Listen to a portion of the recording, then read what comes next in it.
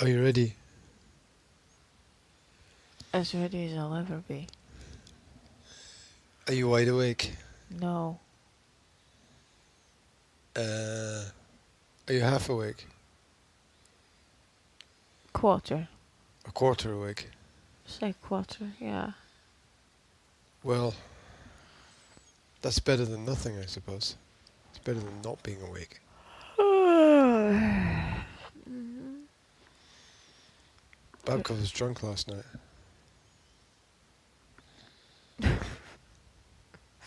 Is that how we're starting this?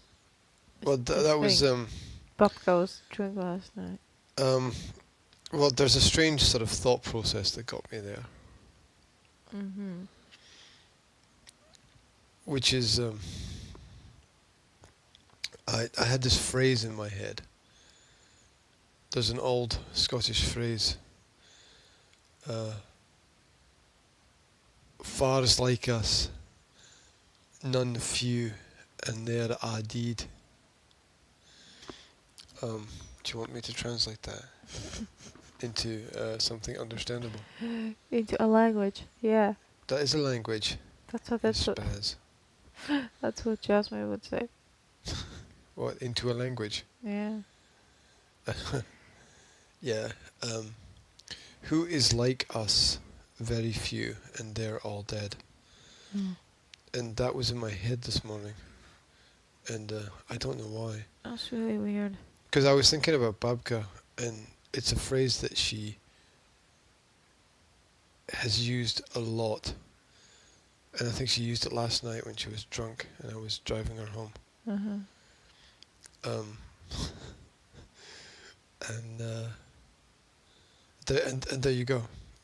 She's going to wake up with a hangover from hell this morning. Yeah, well. That's for sure. She's had a rough month, I would say. And it's gonna get rougher, so I don't blame her for getting drunk. It's hard when all your friends are dead. Dun dun dun. Yeah.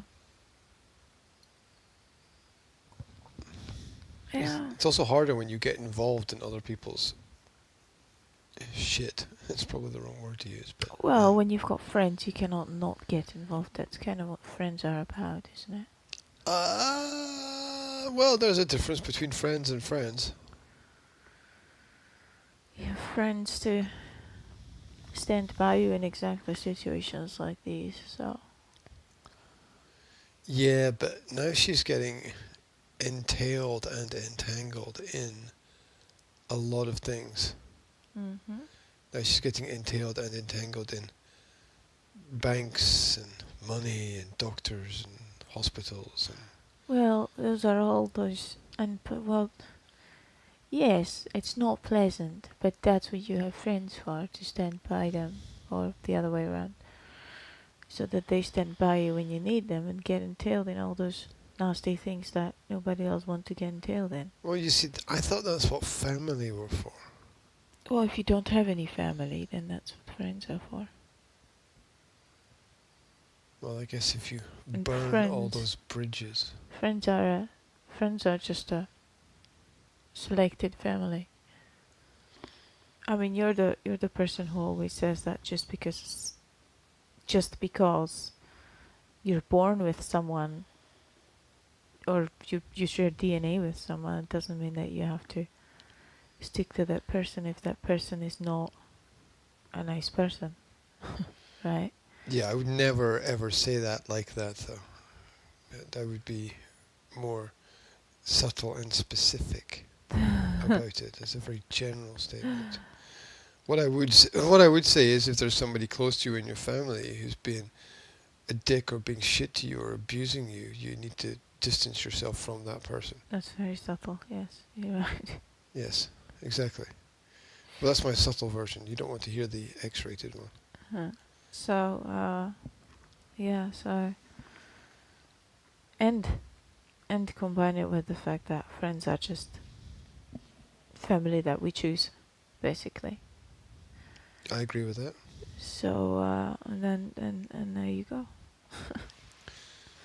You know, if you don't have anybody in your family that you can trust or that you want to deal with those things, then you use your friends.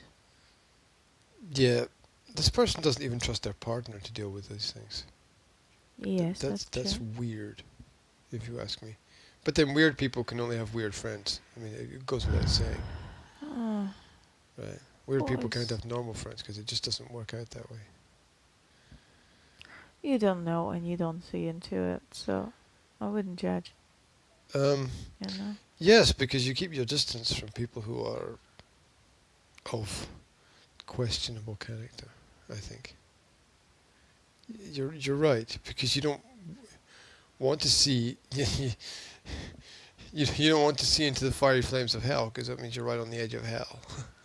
Right, so you want to keep your distance. It's not that you want to keep your distance, that's not what I meant. I didn't mean that I want to keep my distance. I mean, I've got a friend that if something happened to her, she wouldn't trust her partner to deal with things, right? So, I can understand the situation from one point of view.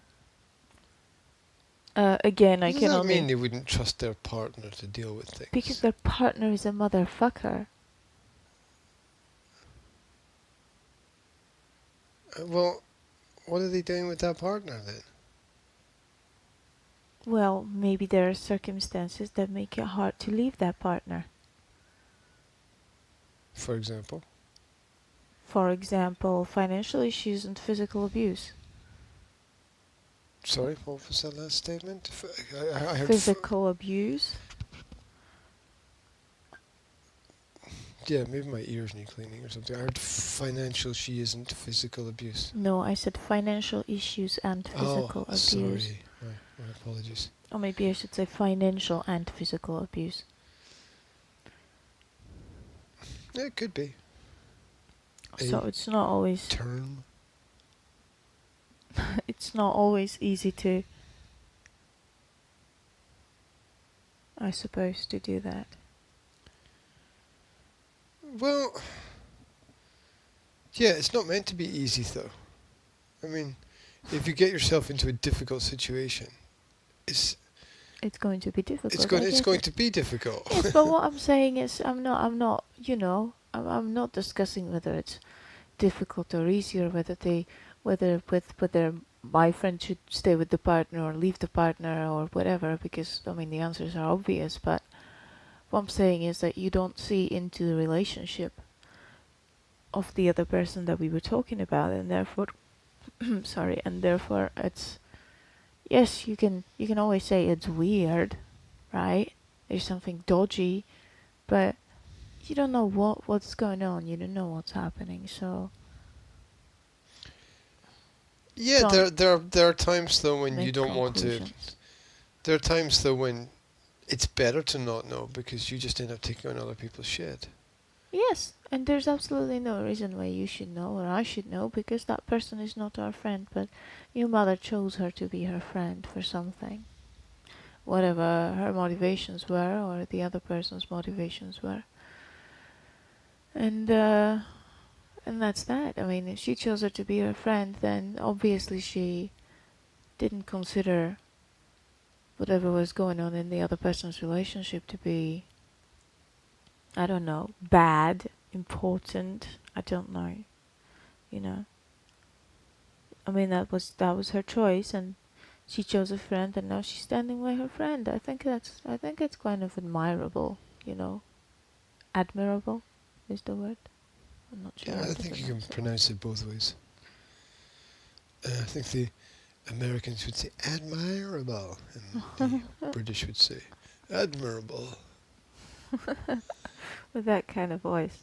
Yes, because Uh-huh. they all speak like that, naturally, except for people from Newcastle that nobody can understand. So I think Why it, are you on? I think it must be hard. I'm pretty sure that your mother's not chuffed about all the shit that she has to deal with, but at the same time, it's cool that she's standing by her friend during her last days on this earth, because nobody else would, probably, from what I could tell. Right. So yeah, is it hard for your mother? Yes. Um, it's gonna be harder for the other person. It'd be hard on everybody if that person doesn't die. Because I don't think that's an option at this point in time. well, expect the best but prepare for the worst. Mm. That's what they say. That sounds like a pop song from the 80s. Well, But there you go. yeah, your mother said that the doctor told her to come and sort out the stuff sooner rather than later. Yeah, because it'll be too fucking late later. Yeah. So I don't think it looks very good. I don't get it. She's like, oh, she's getting better. She'll be getting out of the hospital. And then the next day it's like the doctor says I have to sort out all the stuff. Hmm? Did Did she say that she'd be getting out of the hospital? I never heard her saying that. I've heard her say, she was better today and she... I've heard her saying that she didn't use those exact words that I used, but she said something about getting home and the doctor's not letting her out of the hospital. Well, no, the doctor's not letting her out of the hospital because there's absolutely no point in letting her out of the hospital because her partner cannot take care of her. She cannot take care of herself. So, I mean, how can you let somebody like that out of the hospital? Well, if she's not walking, she's just in bed on morphine. And if nobody can take care of you at home, then there you go. I don't think she's had any children, has she? Nope. Which is why things are the way that they are. Yeah, which is why your mum has to sort Yes, things those out. decisions have consequences. Well, how do you know it was a decision? Again, you're jumping into conclusions.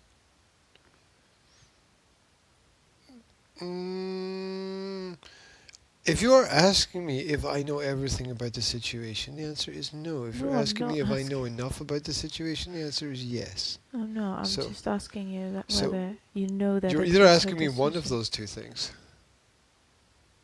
I'm asking you, how do you know that it was a decision? That's what I'm asking you. I'm not asking you whether you know everything in the situation. That was not my question. Have I asked this person specifically that question? No. Do I have enough background information to make a very good guess? Yes. Right, because you're asking an impossible question. So, it's a good question, it's an important question, it's also an impossible question. You have to ask questions that are answerable to the people in the situation. Well, it would be very possible if he came to me and said, I spoke to her and she told me that. No, because I don't like the person. So why would I go and speak to them? You see, you're asking a slightly irrelevant question. It's still important. It is important because But you said she chose not to have children, and I wanted to know whether she really did or you'd have to whether ask she her. couldn't. Maybe she changed her mind. I don't fucking know. You'd have to ask her, right? That's like asking, why did you have a red car, not a blue car? Well, I asked you because you're the one who made the conclusion. From information that I know. Okay, thank you for answering my original question.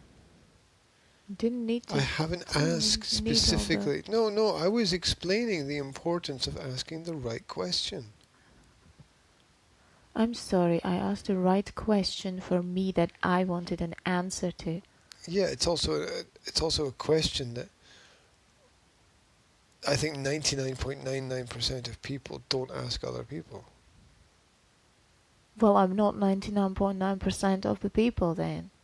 Yeah, you don't go around walking. You don't go around to people who don't have kids and saying, "Hey, was it your choice or was it a biological thing or and then why didn't you adopt? Blah blah blah." Right? Well, You don't go around asking people that, especially if you don't know them very well. well, if you don't know that, and if you It's like, don't does she know have that, did you have a then problem with her left little toe? I don't know. then maybe your mother told you something because she loves to share other people's details with you and Do you with think me. I listen to gossip? Do you think I listen to Well, other look, people if the talking? I person don't listen didn't to tell you gossip. I don't herself, listen and to if you other people don't talking listen shit. to other people talking shit, then you don't know whether it was her choice or not. No, that's not true. That's a weird random statement that doesn't make sense. Just because I don't listen to gossip doesn't mean I don't listen to important information. So you There's a dis- difference between gossip and So whether that person that you don't like chose not to have children or couldn't have children is an important information that you picked up. I don't know where you got that statement from. Well, you said that you don't listen to gossip, but you listen to important information. And if I you don't listen to gossip if people are gossiping, going blah blah blah blah blah. This person that blah blah blah blah blah. This person that. But I am aware of important things that happen. So that's why you're aware that it was her choice not to have children. Is that correct? Now you've made up something. Well, you told me that is what your conclusion is, that it was her choice from all the little bits of information that you got about her. Yeah, but you're now stating it's a fact that it was her choice, and I'm just saying that it seems like the most logical thing to me. From Oh, what I so know. it seems like the most logical thing. Okay. So you don't know whether it was her choice. Well, nobody knows anything about anybody else 100%. My God, That's you making you a have lot to of you have to. That is true. You have to have a certain amount of space in things because nobody knows everything about anybody else. You keep asking Good. these Well, absolute questions. you just proved my point. Let's go back to the beginning of this whole derailment and just state and make a point that yes, decisions have their consequences, but we don't know if it was her decision not to have children. Okay? Let's just go back to that statement. That's my point that I wanted to make. Yeah, but that's a point based on no information. Whereas my Yes. point is based on some information. So if you have no information and some information, you have to go with some information. But you have to realize that the some information that you have may not be true because you don't have enough information. You could argue can- that about almost anything related to anybody You else's choices because you can- don't know 100%. Nobody knows 100% why somebody makes their choices. You can not. It's Well, impossible. exactly. But you have to. What you have to do is you have to acknowledge the fact that you don't know, not make conclusions based on a very little information that you don't know. Whether it's No, correct you or have to not. make you have to always make conclusions based on any information that you have. Yes. No, you have to realize Yes. that you don't Otherwise- know otherwise you something, can't make and you any have decisions. to admit that No, you don't know something. No, I didn't say. I didn't say that. Okay, I didn't say that. Now you're making up something. That's what I'm that I saying. didn't say. Yeah, you always have to base all of your decisions on however much information you have. Whether you have a little bit of information or a lot of information, you still have to make decisions. But you don't have to make decisions about things that you don't know anything about. It's like Nobody's me talking making about a things they don't decision. know anything about. I already told you that I'm basing my decisions on information that I have.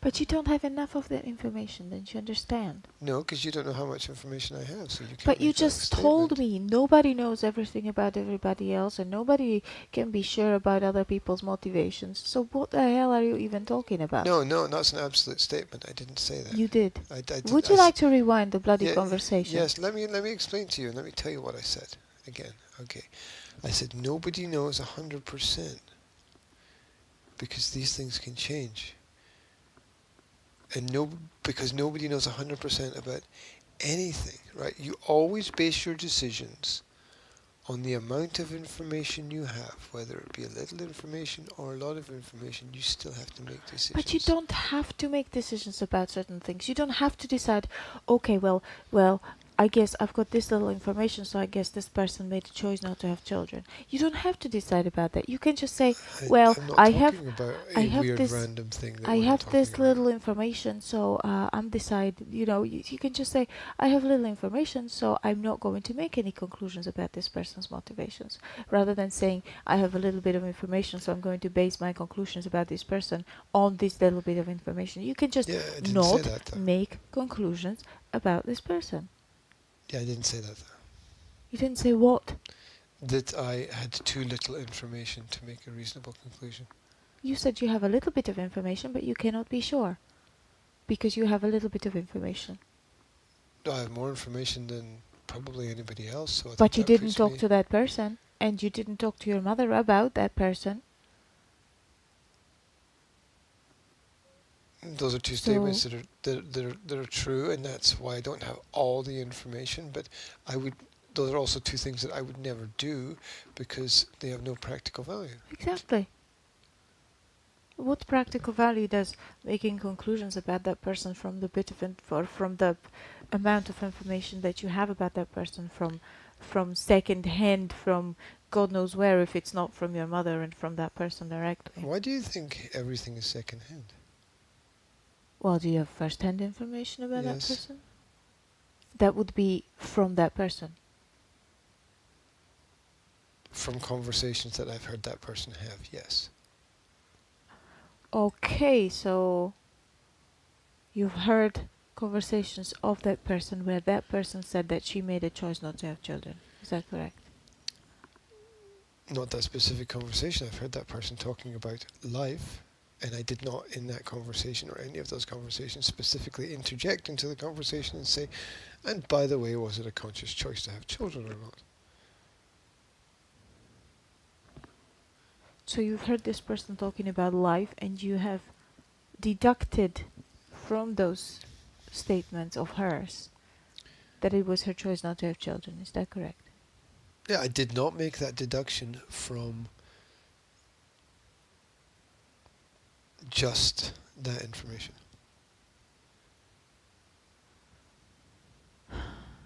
See, you keep trying to pigeonhole the information. You keep trying to say, well, it's this, and I'm saying it's more complex.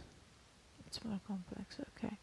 Well, what I'm saying that if you said it yourself that you cannot be 100% sure. So Yeah, but you can't be 100% sure about anything. It's a true statement. You can't be 100% sure Yes, about you anything can. at all. I've talked to my friend who didn't have any children, and I know exactly why she didn't have any children.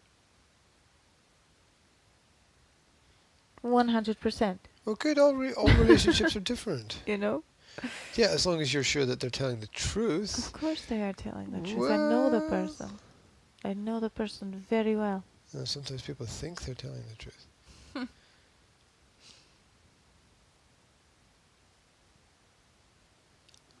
Seriously.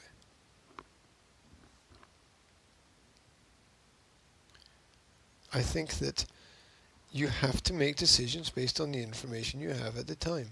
If that information changes in the future, then you upgrade the quality of your decisions and make better decisions. But you always have to make decisions or conclusions based on what you know. I'm not going And to what agree you- with this.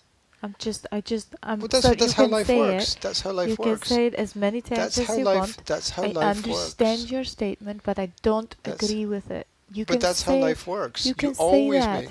Okay, if you've got As a much as you choice want, between A and B, Yes. and you've got some information about A and some information about B, and you have to make a choice between A and B, then you make the best choice you have based on Yes. the information you have. Yes, but I'm not You going to put always myself do in a that. position where I have to make choice about everything. Who's saying there make a are- choice about everything? Who's making absolute statements There now? are things that I can Who's just let saying go. we have to choose about everything? I never said you have to choose about Well, everything. you said we always have to make a decision based on the little information that we have. Yes, We don't always have to make a decision. That's the wrong statement. We don't always have to make a decision. How can you survive in life without making any decisions about things? I You won't get didn't anything say done. any decisions. You won't I be able said to I make don't. coffee, you won't be able to make tea, you won't be able to make food, You're being you won't be able to ridiculous. put your clothes on. No, you have to make decisions every day, Did you hear what I consistently. said? Did you listen to what I said? Yes, I did. I said you don't always have to make decisions. You make some decisions during your day, but some things you can choose not to make decisions about because they're not consequential. Because I can just shrug and say, I don't know why she doesn't have children, and I don't care. And I don't have to make any decision No, about that's it. the result of End of story. that's the result of a lack of information. It doesn't matter whether the information is important or not. All that matters is you don't know it. Well, and I don't have to. Because I don't need to, and I don't need to make a decision about that. So it's not true that you always have to make decisions. I mean, no, you don't. You can. No, I There are didn't. things No, that no, you can no, leave. no. I didn't say that. What I said was that I said you always have to make decisions. That's not. You always make decisions. So there's You a understand? difference when you put stress on the word. Of course, there's a big difference there. I mean, the sentence that I said could be interpreted two ways, right? Mm-hmm. Right. And you're interpreting it different from the way that I mean it. Okay. Okay. So, my meaning is when you make decisions. Okay, let me put that at the beginning to make it Okay. clear.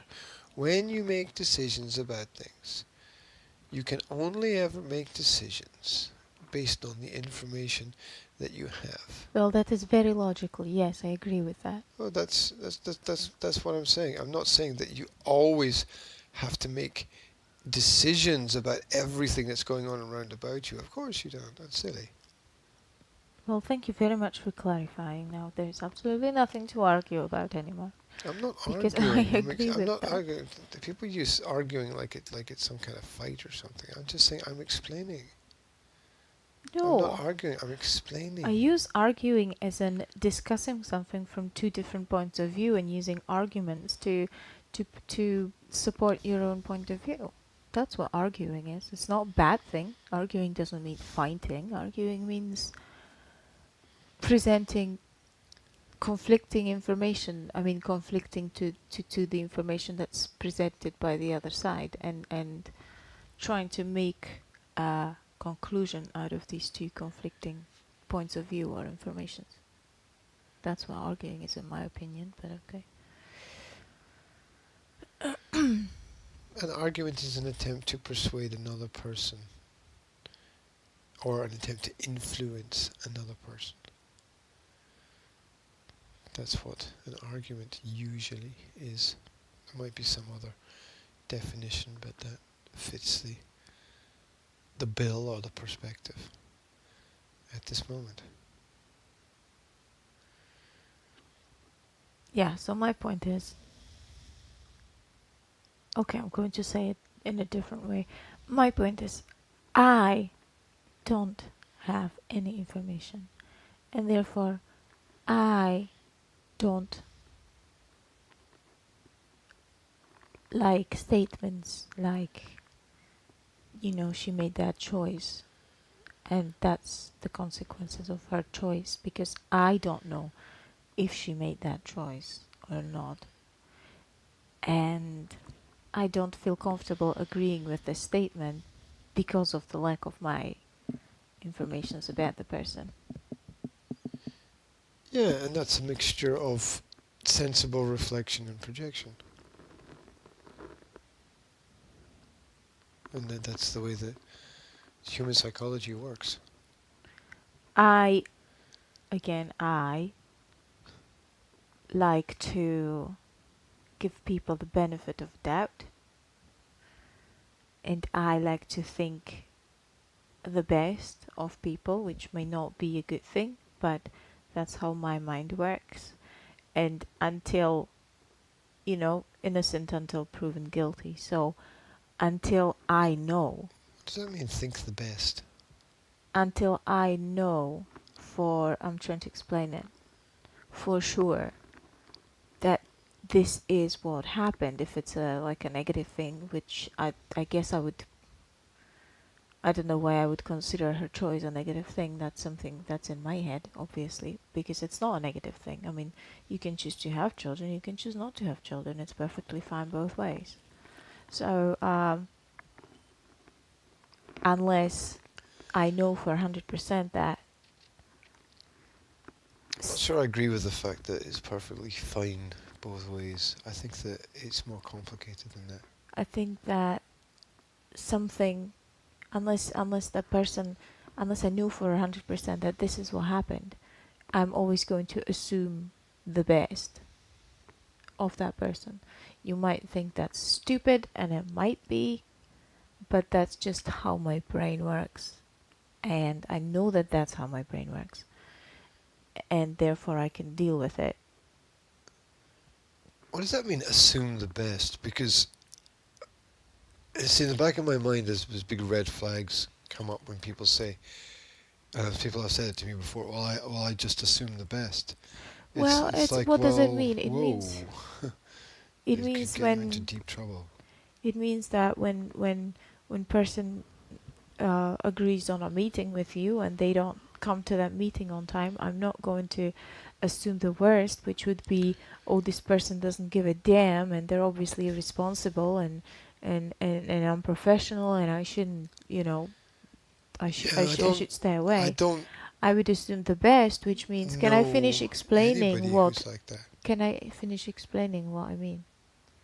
What I would assume would be, oh, maybe they just had some kind of trouble and it's out of their control, and until I know that that person is irresponsible, I'm not going to assume it. I'm going to assume that it wasn't their choice to be late. Yeah, there's a much stronger connection between assumptions and knowledge than most people are aware. Right, that a lot of knowledge, and I know it's not practical and often not sensible or rational, but a lot of knowledge is built from principles of assumption because we can't be sure 100%. Now, let me give you an example of that. Let's say you base your decisions upon what you know. That would be sensible, I think. Um, and let's say you have heard some story on the news presented a number of times, let's say 4 or 5 times. And let's say that news story is incorrect. You would then base your decisions based on your knowledge of something which is incorrect. So we sort of have to be careful. Because even basing things on knowledge can be wrong. Mm-hmm. Just because we know something, it does not mean that thing is right or correct or even exists. Mm-hmm. So, yeah, and that's that's how kids have to decipher the world. Mm-hmm. Father Christmas does not exist, even though at first we're told he does. Unicorns don't exist, even though we see them everywhere. So, the children have to develop this cognitive filter, or filter's not the right word, a cognitive understanding of the matrix of reality. I have to talk to Zora about the Easter Bunny. Why? Oh, because she's expressed before that the Easter Bunny is not real, but I want to explain to her that it's true that the Easter Bunny is not real, but it's nice to pretend for the younger generations, because it's a bit of a game. Just so that she doesn't spoil the fun for Jazz. Yeah, I'm always in a contradictory mindset about those issues. Because I know, or let's just say I think I know, because it's complicated. I think I know that it's wrong to present things like the Easter Bunny and Father Christmas to kids. But I find myself doing it because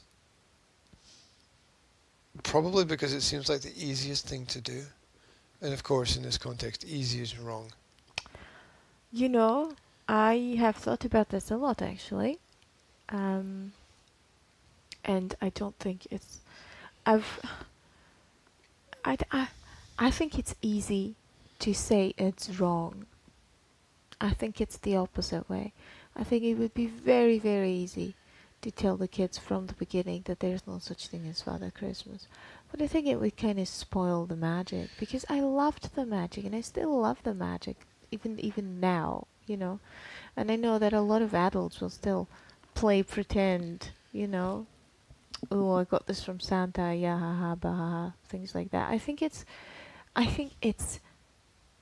think it can be turned into something positive. It can be turned into, as kids grow up, into involving them in the Christmas magic for Okay, the younger you keep ones. using the word magic. Uh-huh. Right. Because it's totally magical. No, whoa, whoa, Because whoa, whoa. Magic doesn't exist. I know, but you're creating it. Don't you understand? It's I on the just, I, inside. It's the feeling. It's the expectation. It's the it's the mystery of Christmas that the kids believe that it's just well, that's just entanglement. uh, Don't you want kids to have clarity about what is and what isn't? Look, I'm not saying that. I'm not saying I'm right and you're wrong because I I know that don't I'm see wrong about some of why these things. But kids have no, I don't. In this situation, I don't actually. No, because I think that believing into some kind of mythical fat man comes and brings presents, and you can't see this that's Jedko. mythical fat man, and Jedko is the mythical fat man. but those presents suddenly magically appear in those stockings and under that tree, and you haven't seen it happening. I think I think it gives Christmas some kind of You can use the word magic again. magic, Yeah, mystical. No, yeah. I wanted to say some kind of mystical haze, but Oh, special God. atmosphere. That mystical haze, that Yes, magic. It's not. It's not. it has very It's special a good thing. atmosphere. It's more special than anything else because of that mystery. That's why kids love it. Um, And yes, it would be much more sober and much more adult and much more responsible to just tell them from the age of 1.5 that we give each other presents and there's no such thing as Father Christmas. But I think it's robbing them of the magic. you see, I can't call it anything else because it's that's the what it magic that is. makes it magical. It's the man-made magic. Absolutely. Ah, um, And if they ask, like Zora's asking about the Easter Bunny, if they ask, then I'm gonna say, okay, it's true that the Easter Bunny is not really real. It's a pretend game that we play so that the little kids are surprised and happy about all the presents that this mythical creature brought. And now that you're a big grown-up girl, and you figured it all out, well done. I would like to involve you in the plot, so that we can make nice surprises for each other, um, and especially for the little kids. So for Jasmine, so that she understands that it's not, so that she understands that we don't go around and say, don't be stupid. Easter Bunny doesn't exist, but so that she understands that it's something nice to do for the little ones. And I think it's also a good feeling for the kids to that kind of separates them from the smaller children, that kind of makes them feel a bit more adult. They're in the know, you know? They're the insiders. They've got the inside information. is any of that stuff good? I think so. I see, that's good. I think it's good. Okay, how is it good? I've just explained it. You explained what it was. I don't think you explained how it is good. You It's explained how it good. works. It's good because it's nice for the little kids that still believe it, because it gives them a little something fairy tale-ish. It's like fairy tales transpiring into the real world, right? It's just nice. It's just nice for the little kids, and for the older kids that realize that that's not exactly how it works. It gives them the feeling of being grown upper, and it gives them More good. growing up. Yes, and it gives them a good feeling because they figured it out, and therefore it boosts their self-confidence with their cognitive functions. And also, Does it not create mistrust? Sorry to interrupt, but there's a lot of things in there that I also I haven't don't finished agree yet. with. And also, they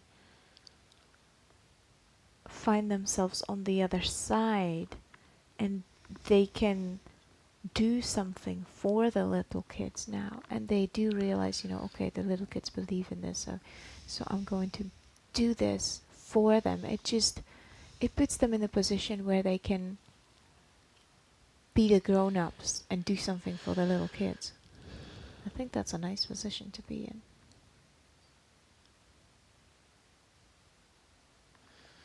in. It's it's a responsible position to be in. Does it create mistrust? The only, it creates mistrust if you want it to create mistrust. If you don't want it to create mistrust, then you can take your child to the side and explain to them, look, we pretend that this happens during 3 occasions. I don't know, a bunny and a Christmas and a tooth fairy, right? I have never lied to you about anything else. I would never lie to you about anything important, and this is just the game pretend to make these occasions special. End of story. Mistrust gone. Ooh, ooh. I can poke holes in that argument. Okay. End of story, mistrust gone. Just here's a few words. End of story, mistrust gone. Whoa. I don't lie about anything else. I think we all have certain topics that is difficult to communicate about, which might lead to the transfer of wrong information. I'm not saying specifically lying, of course, but what I'm saying is that we all transfer information to each other, some of which may be incorrect because it does come through third parties. Even our own experiences can be false. Take dreams or watching a film, for example. Are you? Did I say the wrong thing? Are you leaving us? Are you going away?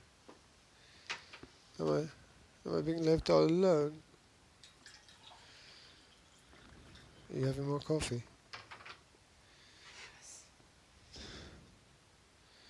Run out of milk.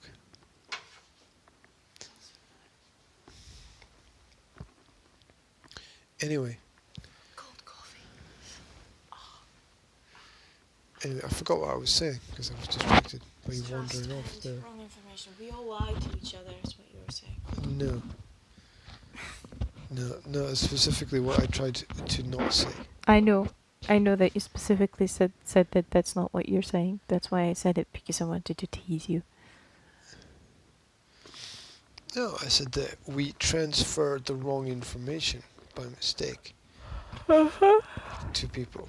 We tell people what we think. Oh, everyone's meeting at, I don't know, 3 o'clock, and maybe it's 2 o'clock or something, but it's an honest mistake, So there are these variables, and the fact that it seems so easy to use words to explain to kids, well, that's just the way that it is, that's just what we do, and that's okay. It's like, whoa, we're building up this big fantasy world, and then we either A, tell them it's not real, but it's okay, or B,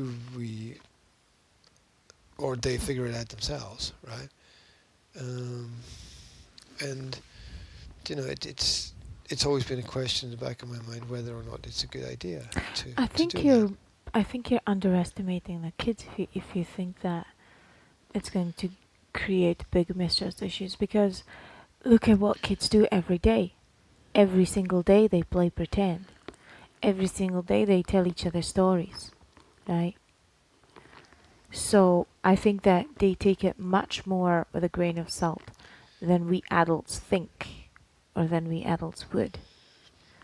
Because every single day they run around the house and they're like, oh, somebody's chasing us, or there's a something somewhere, whatever, blah blah blah. They keep playing pretend. So I think explaining that we played pretend is going to be much more easier accepted by them than you think.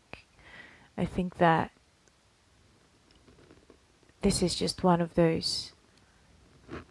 uh, one of those examples in which adults underestimate kids' abilities to understand situations. Or it could be one of those situations where some adults overestimate some children's ability, and they spend the rest of their lives searching for fantasies or examining reality to question whether or not it's a fantasy. Well, look, do you have any trust issues because of the Santa Claus thing? Well, because my parents lied to me about the existence of a mythical character. Yes. I have Can't be a good thing. I have I have issues with my parents, but none of them have been caused by being lied to about a mythical character, trust me. Well, an attempt to justify an argument by saying "trust me" suggests that there's space for debate there. Okay, you can debate. Um, which is the there must be some trust issues developing between children and parents. Listen, If I have been lied to about so many things that one little Santa Claus thing isn't going to change anything. yeah, but So how, y- I'm sure you've heard the statement: "How you do one thing is how you do everything." Yeah, which means that it basically means that the bigger things are built from the smaller parts, and if there's a problem with one of the smaller parts, the bigger thing doesn't work. Right? And life is very much like that. Not always, but very much. And if you take the example of a car, right? A car is a big thing built from hundreds of tiny little components, thousands of tiny little components. If any one of those tiny little components doesn't function, the car doesn't work. but look, I love to make up stories. Yeah. And I love to Isn't that interesting? listen. I love to make Mm. up little stories for the kids and tell them the stories, and sometimes even pretend like as if they were real. But the kids know that I'm pretending that they are real, right? So they will understand that. I mean, they will giggle and they will laugh, and they know that, I tell them, oh, maybe it was a ghost that did Yeah, this, and blah blah blah, and they're going to giggle at this, and they're going to say, but that's when they're "Mommy, but older. the What about ghosts when they're don't younger? exist." But what about you? You did the same thing. I mean, we went to the forest with Will, and we were like, "Oh, we're going to look for the Gruffalo. Oh, look at this big footprint. Must have been him." You know, and we were playing and we were pretending and Yeah, I did I do that? yes. Yes. Do I have? Do do I think that? Look, I also think I think we have to define a difference between pretend play and use of imagination in play. Uh huh. But I think there's a difference between that and in the repetition of a fantastical, mythical person that brings gifts. I think there's a difference between those two things. I don't class those as the same thing, because one is like you can control it within your family as your family's theater, right? Hmm? But the other one is like a society's delusion. You That you can still control it within your family. Whether you decide to believe in Santa or not to believe in Santa or to believe in anything else, you can always control it within your family. It's easy. It's very easy to tell your children, look, people like to pretend that Santa exists, but it doesn't exist. End of story. It's very easy. I've got friends that do that with their kids, right? And their kids know from if it's easy, why don't point more people do zero. that? Because I tell you exactly why. Because they have been told when they were kids that Santa exists, and they remember the positive about it. They remember the magic that it gave Well, it's not that as time of year. magic is suddenly a positive thing.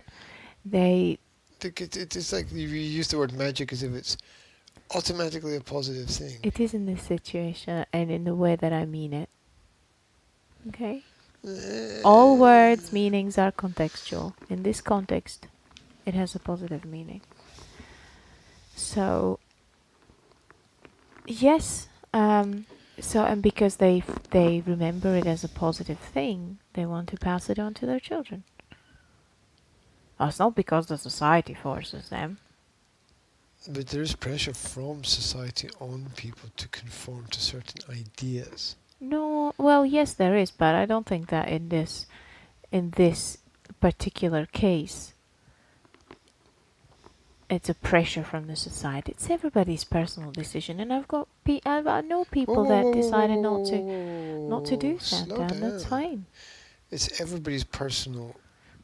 Look, do people have choice at the end of the day? Yes. Yes, that's important. Always. But the idea comes from the way that society and culture teaches it to people. It's not something that comes. The idea doesn't come from people themselves. It comes from society and society's norms, and people naturally feel a certain level of pressure from society to conform to the norm.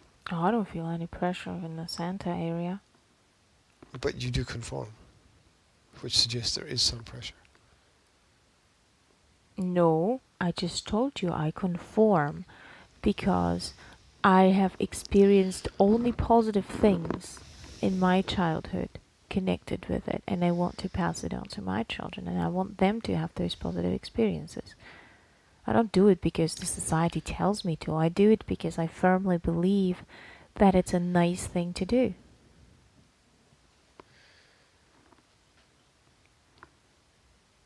What does that mean? It's a nice thing to do. It means that it's going to create nice memories for the children and nice, what's the word?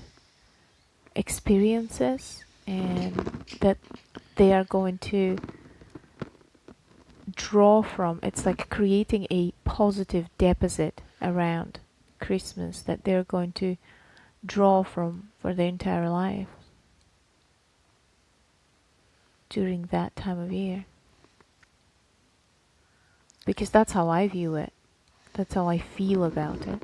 I feel that when it's Christmas, I could be extremely stressed. I could be running around, pulling my hair out because I don't have enough money to provide everything I would love to provide, and because the shops are full, and because people are crazy, and because the carols get on my nerves. But I don't do that because I've got a certain positive deposit created around that period of time that always brings positive feelings when that time of year comes. And I hear the carols and immediately feel like in some part of me immediately feels like that little kid, you know, that had those positive experiences. So, because that's how it works, isn't it? We connect with our inner child throughout our daily experiences, and that inner child was happy during Christmas. So, it's just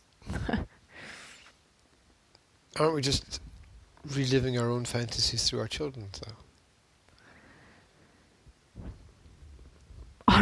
aren't you in all situations every day? In a lot of them.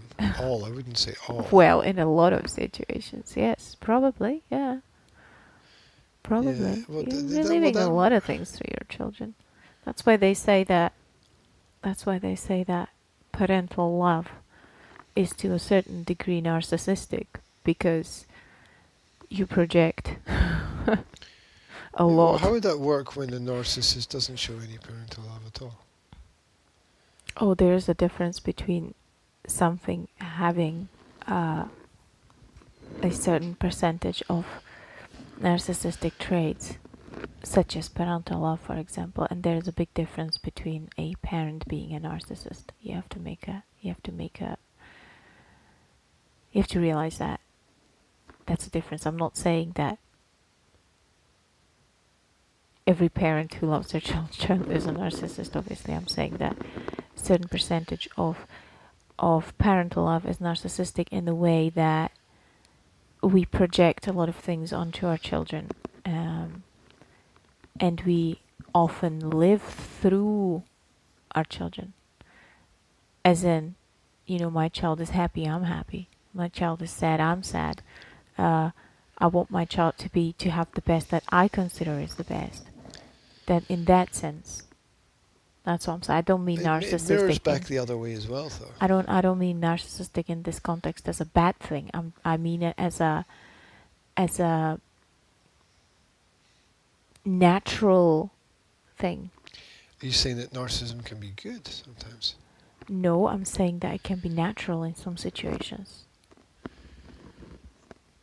And often is. And people don't people have this romantic picture of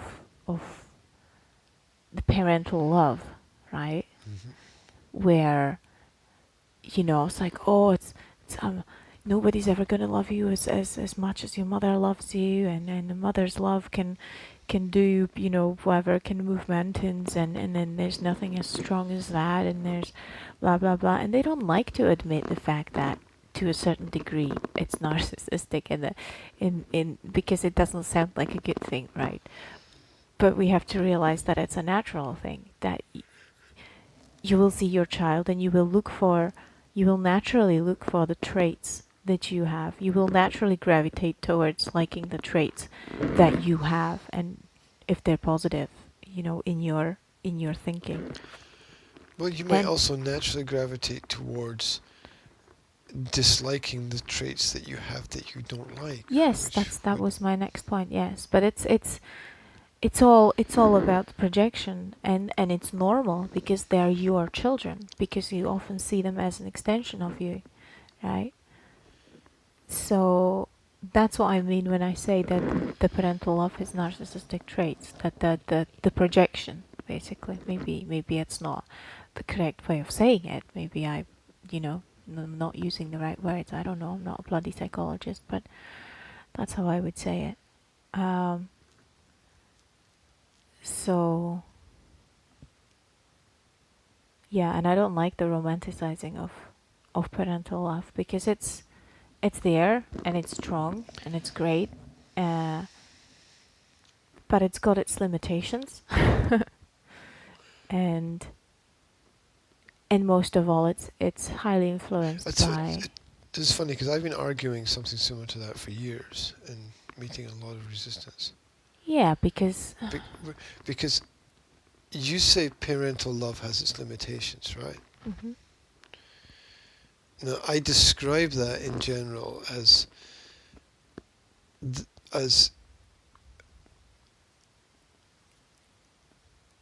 love cannot be unconditional.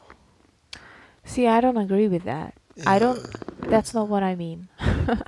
yeah. What I mean There's a that difference between the two, but what I mean that the parental love has limitations from the side of the parent because it's limited by the experience of the parent, right? I mean, you can have a histrionic mother, right, who's going to provide the wrong kind of love, yeah. what does that mean, histrionic? Well, it's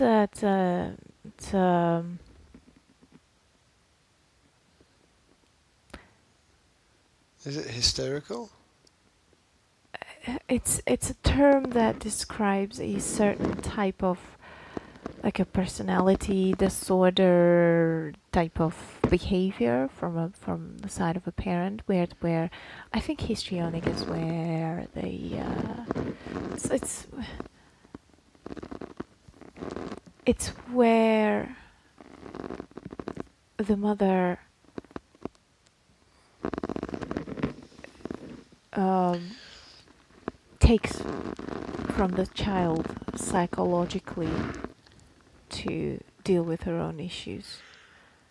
I know that's very general, but I cannot reliably give you any more information without reviewing what exactly it means, because I can't tell you what exactly it means. But it's one of those situations where the parenting is not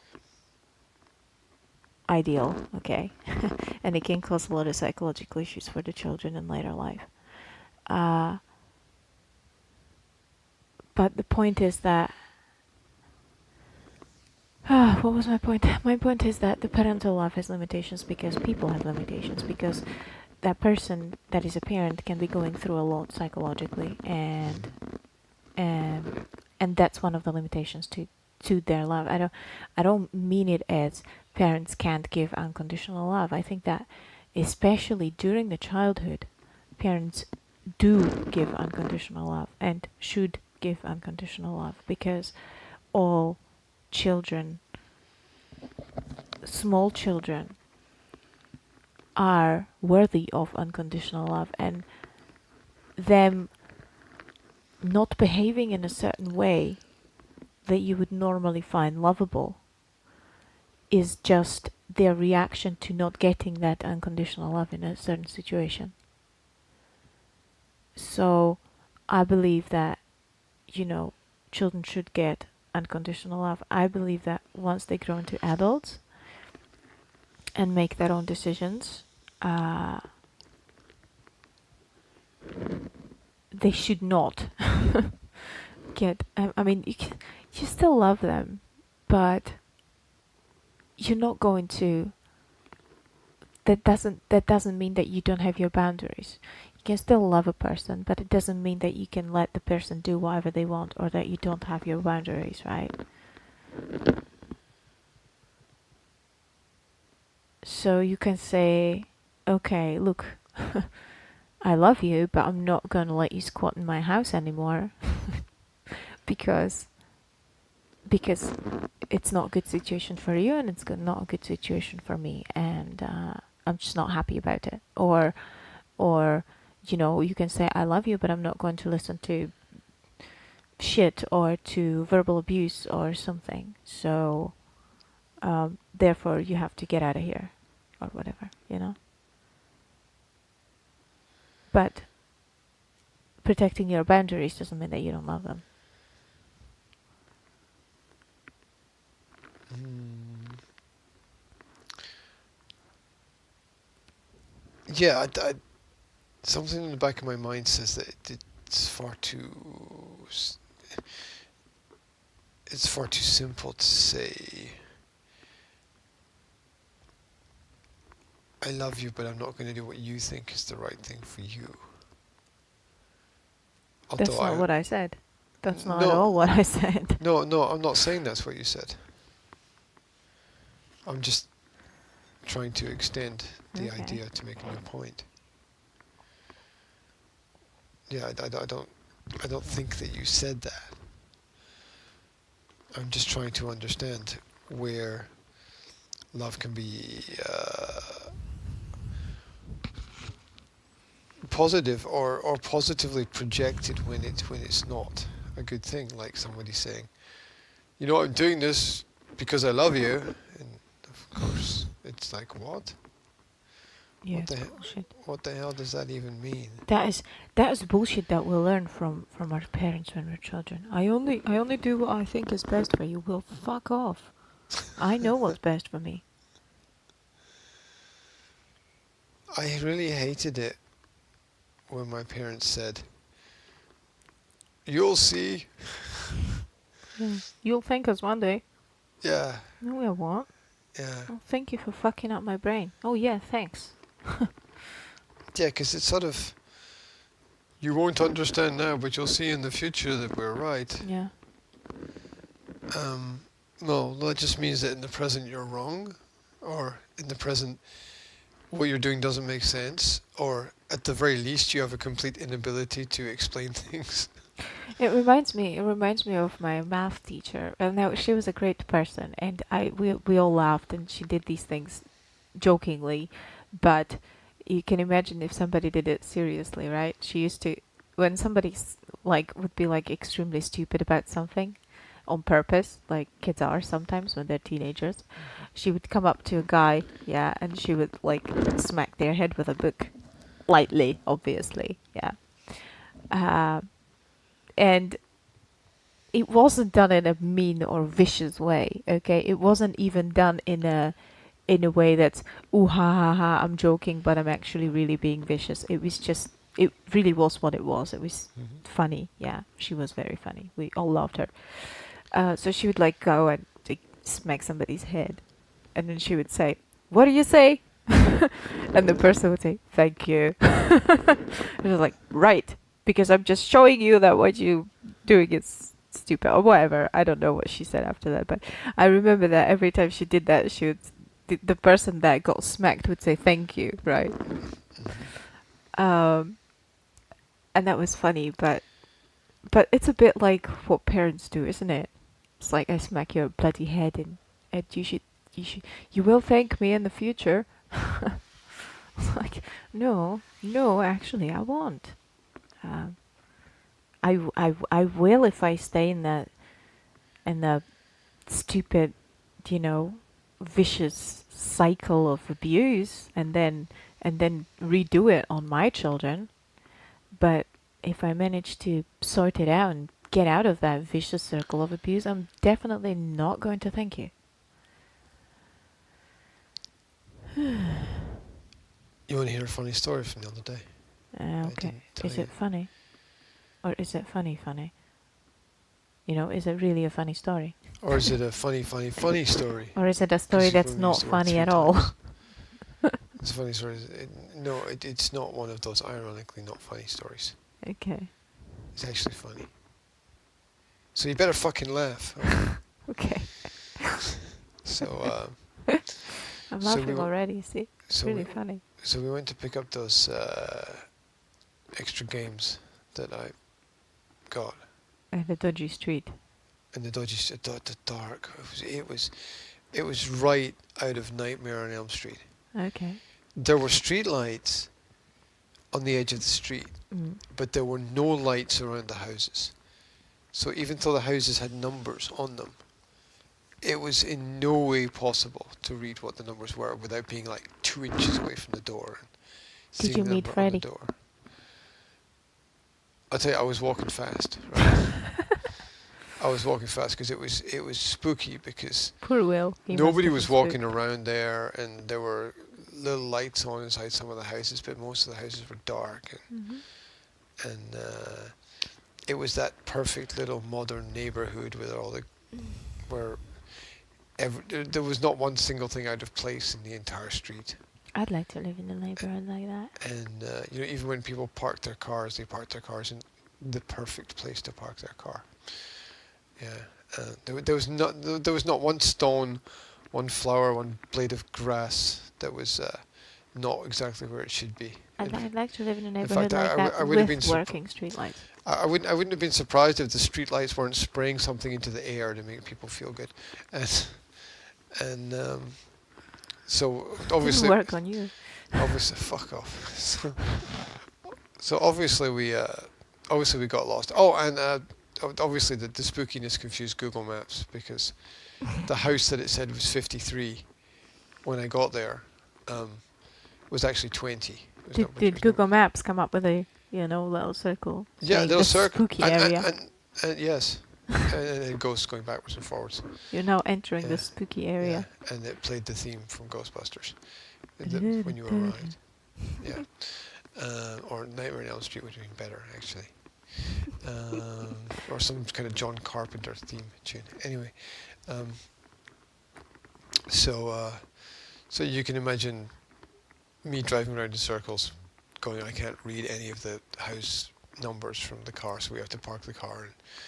And I'm like, Will, just wait here. And Will's like, no, you can't. Like from Scooby-Doo, right? Well, just stay here and guard the van. Yeah, let's split up. Yeah. It's always a bad idea. And Will's like, no, you can't leave me in the car. And I'm like, okay, whatever. Right, so I left the hazard warning lights on in the car, and sort of we're trying to discover. And you really have to walk up to the door. Mhm. And so you kind of have to feel on the door if there's a number and work out what it is. Okay. Get the idea. It's freaky. Yeah. Or as I discovered, some people write their house number on their bins. So you can sort of tell the house number from the bins. If the bins are out. Anyway, so to make a long story, very short. It's not. It's already long. You can't make it short. Shorter. Right. I can definitely make it shorter. Eventually we find the right house. You can make it less long. After I told you about that, we met that woman who didn't want to let us continue because she was sure that we were like going to rob someone or You something. can't even make it less long. You can only make it Not not as long as it's the it same could be. thing. Less long is the same. It's not. But it's not because it's already long, and you can't take away the words that you already said, so you can't make it less long than it already is. You can only make sure that it doesn't get too much longer. That's obvious. Okay, let's continue. Right. Okay. Thank you for the clarification. So eventually we find the house, and I find the doorbell and ring the doorbell, and it's good. And the vampire opened the door. Yeah, basically. Were you there? Did you see what happened? Just guessing by the setting. The door, because it's just like the doorsteps going up to the door, and there's a big old door, and it sort of creaks open. And there's, but it wasn't a vampire. It was a zombie. Have you seen that James Bond film where the guy's got the cat? No. The bad guy has a cat. He's always got a cat. He's always stroking a cat. Okay. It's parodied everywhere. You must have seen it because it's all it's parodied everywhere. That like the bad guy always has a cat. Anyway, this guy was holding a dog. He's actually holding a dog. Well, he probably had to hold the dog so that the dog doesn't rip you apart. Yeah, I imagine that was probably a good idea. And his I can't remember if he said something or I said something. Anyway, it's like, oh, I'm here to pick up the You obviously the said stuff. something. Yeah, obviously Somebody had to say something, right? And he's like, oh, I'm waiting for my daughter to come home because she's got the stuff. Blah blah blah blah blah blah blah. So okay, we'll just wait out here. So you can come inside and wait if you want. And it's like, nah, you got a dog, so we'll just stay out here. It'll be cool. And eventually, so after a couple of minutes, this Daughter arrives and she gets out of the car and she's got these 2 bags and she's like, oh, the stuff's in the bags. And I'm like, oh, can I check it? Just, so I'll look inside the bags and make sure everything's okay, because it'd probably be a sensible thing to do. And she's like, yeah, sure. And I'm trying to be all sort of jovial, kind of straight-faced about it, right? I'm not trying to be, no, I'm not, because when you're buying stuff from people, you don't want to jump up and down and wave your arms all excitedly. Why? I always do that. Yeah, but you're insane. Right. So sorry, I forgot. right. Forgot to factor that in. Yeah, well, look, it's like a deal, right? So you want to be like sort of straight-faced and professional and sensible about Poker it. face. Yeah.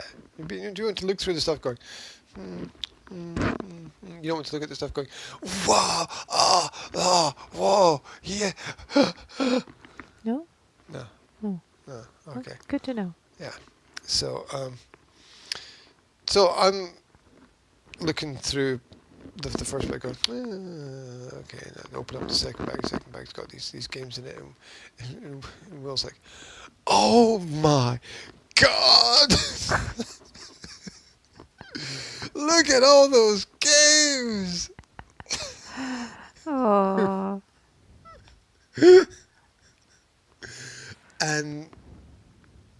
And so there blows the whole cover thing Yeah. over me trying to be all The whole straight face, Yeah, poker face type thing. me being, oh, I suppose it's worth it. Here you go. Yeah. Yeah. Might give you 50 pence less. Yeah, I know. I Yeah. know. It's terrible. And I'm like, well, I guess that closes the deal. Here's the money. Thanks very much. Catch you later. And so we're walking back to the car, and I said to Will, well, one day we're going to talk about how to make a deal, and he's like, what did I do wrong? And I was like, you didn't do anything wrong. You didn't do anything wrong at all. All of your reactions were Perfectly natural. perfectly natural, and everything is great, and there's nothing wrong with what you did. If there's anything wrong, it's us adults that have got it all wrong, and you've got it all right. So it's if you're happy about something, then you need to express the fact that you're happy about it. He's so naive. I sometimes worry. It's just he doesn't have that kind of wall type thing where kids his age, they like to play cool. Yeah, they'd be like cool about everything. Yeah, sure, whatever. They already have that kind of poker face type thing. They be like, yeah, cool, even though they're inwardly jumping up and down and waving their arms and being very happy about something. You know what I mean? And Will doesn't have that. He just, whatever he thinks or feels comes out instantly. Yeah, and the other day, it actually caused a problem because he was repeating again and again how happy he was to have an Xbox. Uh-huh. And he kept telling Babka about it. Uh-huh. And you could see Babka's bitchometer Going up and up, yeah. rising and rising, and I had to take him to one side and I had to say, Will, I really appreciate and respect the fact that you like it, and it's great that you talk about it and you enjoy it, but we need to keep a low profile on this topic at the moment. Just because not everybody experiences the same things in exactly the same way, and we need to be aware of other people's emotional responses as well. Yeah. And he's like, oh, so I shouldn't talk about it. I'm like, you can be happy about it, but just display it a little bit more on the inside than on the outside. Maybe it would be Something good like for. that. Something like that. Maybe it would be a good situation to teach empathy. Yes, it would. It would. I mean, So that he it's hard to can- capture the moment in that sense. So that you can look at the other person and see what they feel about it. Maybe observe their reactions rather than just focus on your own feelings of happiness. Yeah. Yeah, because I don't think he's got that skill yet. I think he's still, everybody must feel what I feel, Uh-huh. to a certain level. Yes, and everybody must listen to what I want to talk about. Uh, It's a bit I don't. egocentric in that area. I don't mean it as a bad thing. I mean it might be completely natural. Well, if you consider like a spectrum of it could be, you could be extremely quiet or extremely talkative. I'd much rather extremely talkative than extremely quiet. Oh yes, yes. But what I mean is, yeah, that's basically what I meant when I said that he's a bit naive. He's a very open about everything that he feels or wants or does or whatever, and he's not taking into account other people's, like what this person might think or feel about this topic. So I think that's a skill that we should work on, because not look the extreme of, I'm not going to say anything because I don't know what this person is going to think about it would be bad, obviously. But the extreme of, I'm going to say whatever I want to say and I don't care what this person thinks about it, or I'm not even aware of the fact that this person might think anything else about it than what I feel, is not good either. So I think that we should kind of teach them to balance those two. Although it's hard to do that because so many parents don't have it balanced, right? I mean, the vast majority of adults don't have those skills. It's ridiculous how we expect skills from children that so many adults don't have. Well, Right. there's that constant expectation in society that children are going to do things that adults would never do. Yeah, exactly. I shared a post about that on Facebook. It's like the demands we place on 1-year-olds that adults aren't capable of. Oh yeah, the demands that are placed on children all through the schooling experience that Yeah. adults would not Be consider capable of, yeah. acceptable at all. And then adults argue, oh, but you're a kid. That's why you have to do this. I'm an adult, so I don't have to. That's like completely, that's like so wrong. And that's what I've been told my entire childhood, right? Why do I have to do this, Mom? And why don't you have to do this? Because I'm an adult and you're a child. Oh well, yeah, It's like the opposite of what you want. It's the opposite of going, teaching through example, right? the inability of adults to explain things is epic. Where adults say, "Well, that just is the way that it is," or "That's the way it should be," or "Because I'm this and you're not this," and Yeah. Why can you stay up late and I have to go to bed early? Because I'm an adult. Well, no. She should have said, because I can function with less sleep because whatever, or I don't know why. I don't know why well, it's principles of partnership, right? she wouldn't It's go what to bed early. it's what Dana Martin talks and writes about. She's saying that children need to be your partners, not individuals that are subject to your arbitrary rules. Yes, but so many parents believe that they do have to be. That there's so many parents out there that believe that being a partner to your child is detrimental to your child. And if a parent believes that something is detrimental to their child, can you really hold them morally responsible for doing something wrong if what they truly, truly, truly believe being the good thing for their children is what they're doing? Do you understand what I'm saying? Well, there's a difference between belief and truth. When people say, Yes, but there when is people so use the much- phrase "truly believe," it doesn't mean anything. At Yes, all. G, but there is so much conflicting information out on the internet. It's like with the health food, right? I mean, you've got a group of people that is going to tell you, you've got a group of professionals that is going to tell you that raw vegan food is the way to go, and then you have a group of professionals that is going to tell you that keto diet is the way to go, right? And And you what have if- to and make what if- your decision about those and things. what if It's they're the same both with correct? parenting. They can't be both correct because those are two conflicting information. Yeah, look.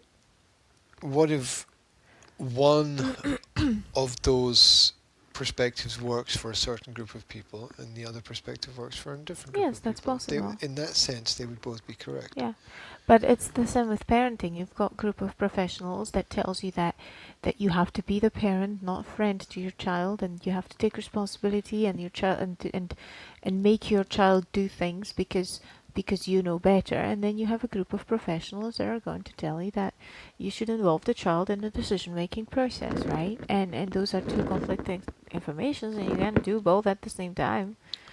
There's a group of people that thinks that you should be strict, and a group of people that thinks that you shouldn't be strict, or whatever. I don't know. But the point is that there's a lot of information out there. It's all from professionals, but professionals can have conflicting views on the topic as well, and they do. And the parents will choose whatever fits better with them, I suppose. And they believe that they are doing the right thing, but you won't know if you did the right thing until 20 years later.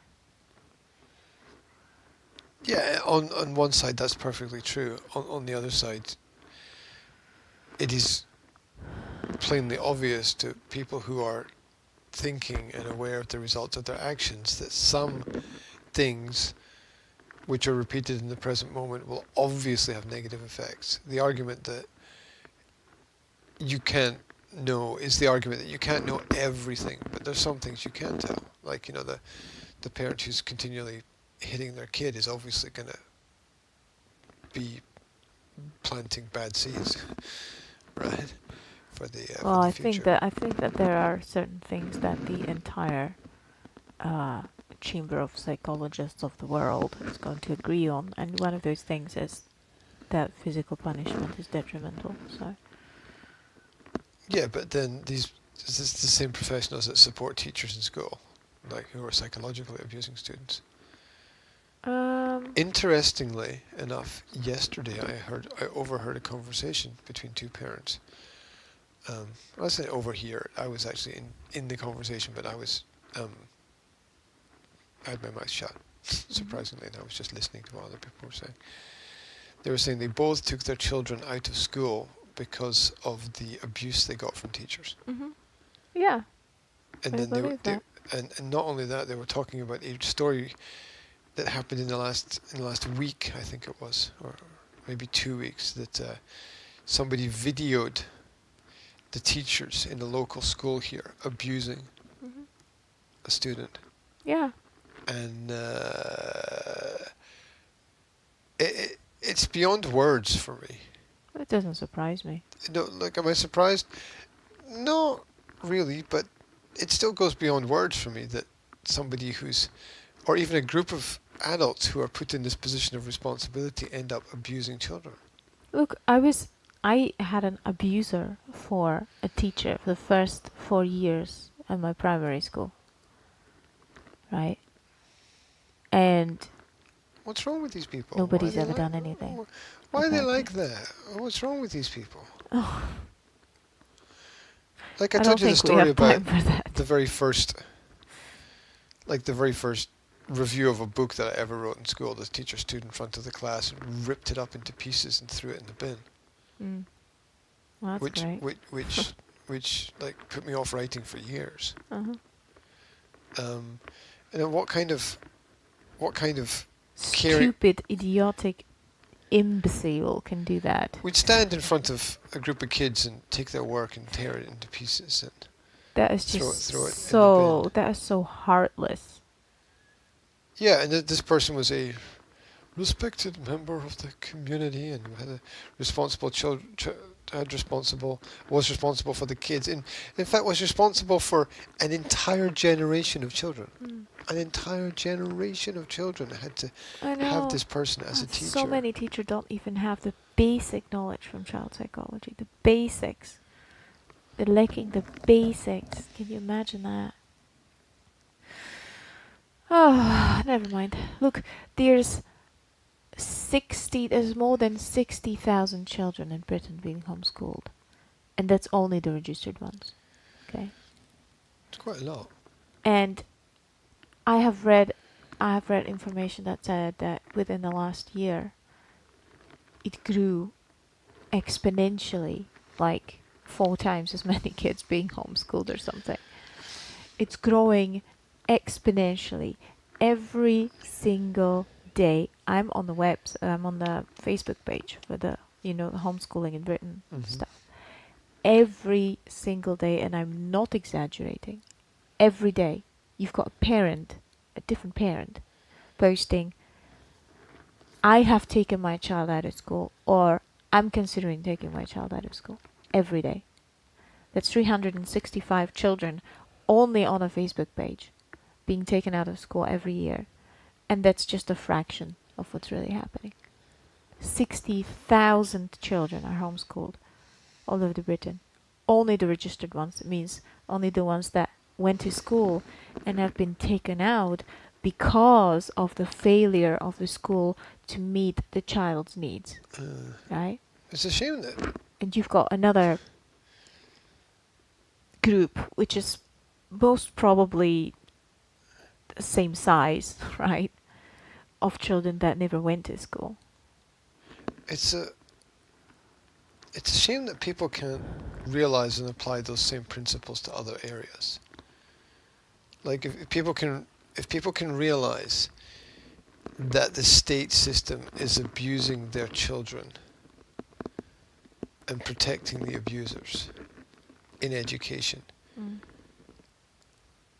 why can't they realize that it's not just in one institution, that it's through all of the institutions? I think lots of them can. I think that the homeschooling parents are the ones that are capable of questioning the authority in many situations. Well, it boggles my mind that people who work for the government have to take their kids out of school. It really, it blows my mind. It doesn't blow my mind at all, because just because you work for the government, it doesn't mean that your child's not going to be abused at school.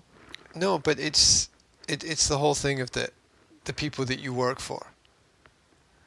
I know. Are doing it to your kids, like the people that you are helping are doing this to your kids. I mean, obviously, I mean indirectly, right? But still, it doesn't matter if it's the left hand can't argue that it doesn't know what the right hand is doing, and that's okay. You can't, because it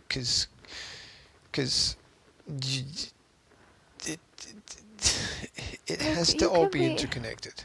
It is interconnected. The virus at some spreads. level, but the thing is that the virus spreads. The sickness affects every part of the body, right?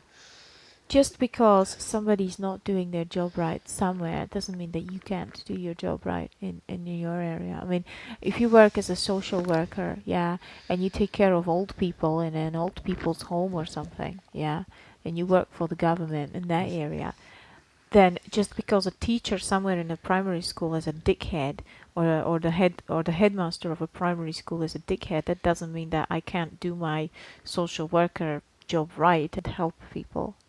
You know what I mean?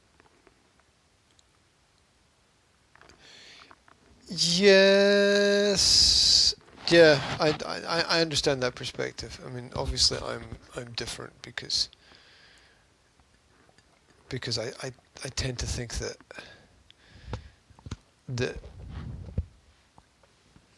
the more you feed it, the more you support it. Yeah, I understand, but the more credibility you give to it. And I go with the John Taylor Gatto argument, which is that the teaching is destroyed by the good teachers, because it's the minority of good teachers that make everything look good, because the majority of teachers are not doing the jobs they should.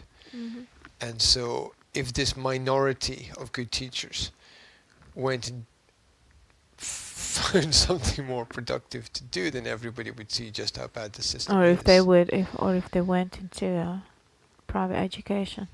Yeah, which a lot of them do, but then you find in private education is a similar problem, because you get bigger psychopaths, because the psychopaths are like, there's more money in the private system, I can do that. I commented on we have to finish. I commented on a Facebook status the other day. This person was like, oh my gosh, this is happening. And she posted an article about how the state propaganda was transpiring into schools. And I just laughed. And I just wrote to her, well, good morning. It's been happening for the last 150 years. I mean, that's how schools were created, right?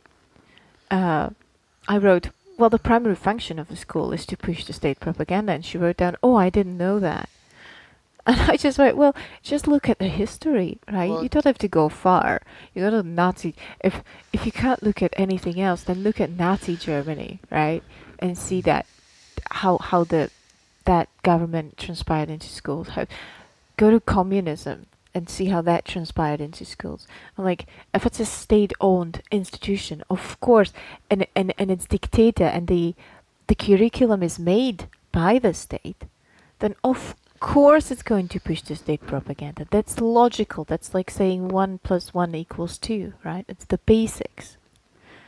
If I own an institution and I want all people in my country to think a certain way, and I have a power in my hand that teaches the children to think in a certain way, then of course I'm going to teach them to think the way I want all the people to think.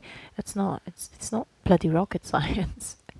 And it's amazing that people still don't realize that they don't make that connection, even though it's the simplest connection in the world if you just show it to them, right? And they're still shocked that, oh my gosh, the government is pushing their own, their own whatever. I don't like calling it propaganda, but the government is pushing their own ideology onto schools. Well, of course it does, because the schools belong to the government, right? yeah.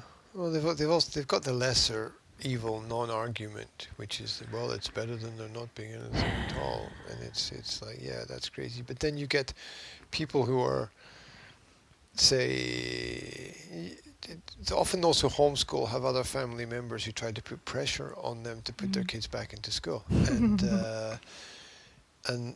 I don't think that these people are aware of the abuse levels in schools, and I think that's a giant issue. I mean, why would you want to put your children into an institution where there is a higher probability of abuse? Why would you even want to do that? It's like saying, why would you want to have a car that's less safe? Oh, but maybe. It doesn't make any Those are sense. just those are just those are just some cases that it's not in all the schools, and it's not all the teachers or whatever. But it's ridiculous because you're still putting them into a dangerous situation. But maybe he won't School's a get danger abused. zone, basically. Well, maybe he wouldn't get abused, but that maybe is not good enough for me. But he has to learn how to deal with that. I hate that. I absolutely hate how schools are teaching children the blame the victim philosophy. If Well, you've got yeah. somebody who's being That's bullied at true. school, so many times the children are going to say, oh, but the kid's bringing it, on themselves because this or that. Or, oh, but the child has to learn how to protect themselves in such situations, blah, blah, blah, blah. There's so much, oh, but that's just because your child doesn't fit in. Or, oh, but that's just because, your child seeking out these conflicts or whatever. And, I don't know, it's ridiculous. It's the argument that we heard the other day that children need to spend more time with adults. It was like just the most ridiculous thing that I could possibly imagine anybody saying ever. The painful thing is that I understand what your mother is saying, even though she can't word it properly. So I understand the argument that she's saying. I know what she wants to say. I mean, I still don't agree with it. But I think I know what she wants to say, but what she says usually doesn't correspond to that. It's just painful. Anyway, we need to finish, because I'm not... Well, look, intelligent people have intelligent arguments. I'm going to be running around like a headless chicken. Because there's too many things that we need to do before we leave, so we have to say bye. It's football today. Yes. Let's go get the kids Football. up. Oh, I hate getting the kids up. The kids love getting up. Oh, shite. Okay. See you later. Uh, Alligator. did, done.